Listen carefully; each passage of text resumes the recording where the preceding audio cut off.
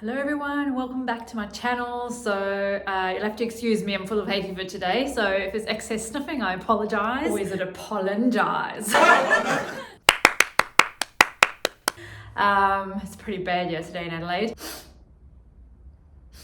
So anyway, today I wanted to talk about the difference between a squat and a deadlift. Now, this is a very popular question that comes up a lot, and there are subtle differences. Now, for the untrained eye, it might be hard to tell what the difference is, and you might not know if you're actually moving into a squat when you're supposed to be deadlifting or vice versa. So I'm going to try and break it down for you, make it quite easy to understand, and just show you the subtle differences so that you can focus on doing a deadlift when you're supposed to be doing a deadlift and doing a squat when you're supposed to be doing a squat. So let's get into it. The easiest way to get the best visual for this is from the side on. So I'm going to show you what a squat looks like from the side. Show you from the front as well, but you're going to get most of the info from a side view. So feet are slightly turned out for a squat, so that's more beneficial from the front. You've got a slight turn out of the feet, whatever feels comfortable for you.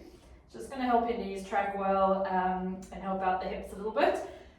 The amount of width that your feet are apart is personal preference. It all depends on what your hip joints are like.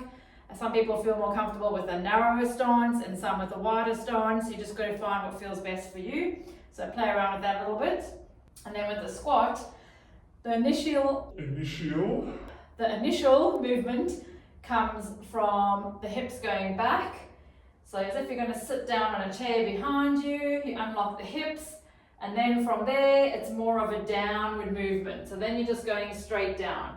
Now you see how my knees are coming forwards over my toes, my back is pretty upright, and what you want to look for ideally is you should see that my back is pretty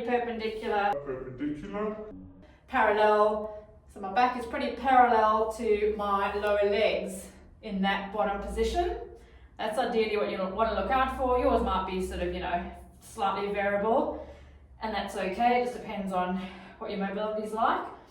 So sitting back into the hips, lowering down just to where you're comfortable, and pushing back up to standing. So that's the squat, and whatever weight, I'm not going to go over different weights. You'll either be doing a barbell squat or a kettlebell squat or a dumbbell squat. Whatever squat you're doing, that's the same movement. So deadlifts. Now the difference is, with a deadlift you have a narrower stance through the feet, so you actually have your feet under your hips, just about hip width apart for a regular traditional deadlift. And this time your feet are pointing forwards. There might be a slight variation, but they're not as turned out as they are in a squat. So with the deadlift, your starting position's like this from the front, and then whether you're using a barbell, kettlebell, or whatever, it doesn't matter, the movement's the same. The first thing you're going to do is you're going to try and think about aiming your sit bones, which are these bony bits that we sit on, which is part of your pelvis. Now you want them to try and point backwards behind you, as if you're going to touch an imaginary wall behind you with your sit bones.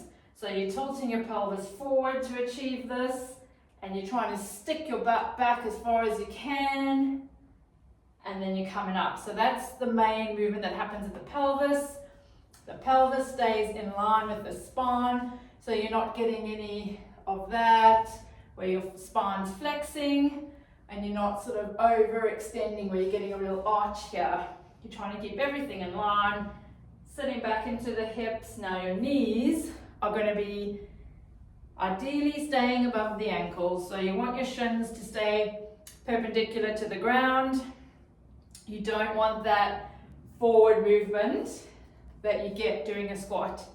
So the idea is your hips are going back, and you're really focusing on getting those hips back, and your knees are just hinging and they're not moving forwards or backwards.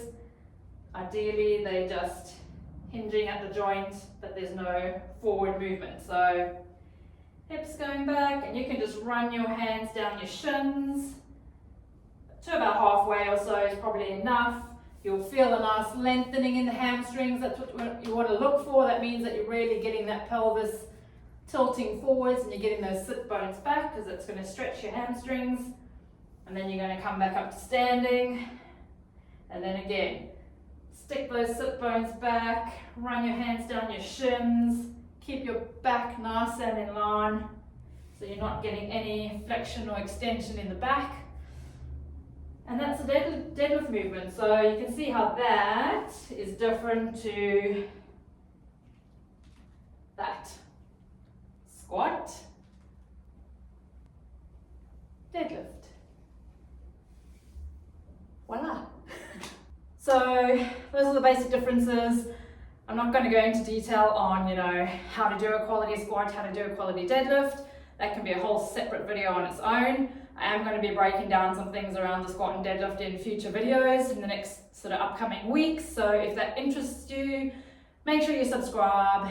Make sure you like this video if you found it useful, share it with your friends, leave me a comment, and put it to good use. And if you're someone who finds deadlifts uncomfortable, painful, or you just sort of never do them because you don't know how to do them, definitely practice that movement, which is called a hip hinge. That deadlift movement I showed you, just practice it with your body weight to try and get used to how it feels, to try and get used to teaching your brain how to go through that movement, so that then if you want to go and sort of start to learn deadlifts, either find someone who can teach you how to do good form or look out for some of my videos where I break it down. But yeah, learning that hip hinge movement just with your body weight is where you want to start. It's going to help you out through your day-to-day activities when you're picking things up, lifting kids up, whatever you're doing, gardening. You want that good quality hip hinge because it takes a load off your lower back and to make sure that your hips and these big glute muscles, which are one of our strongest muscles in the body, are actually doing the work for you and not your lower back.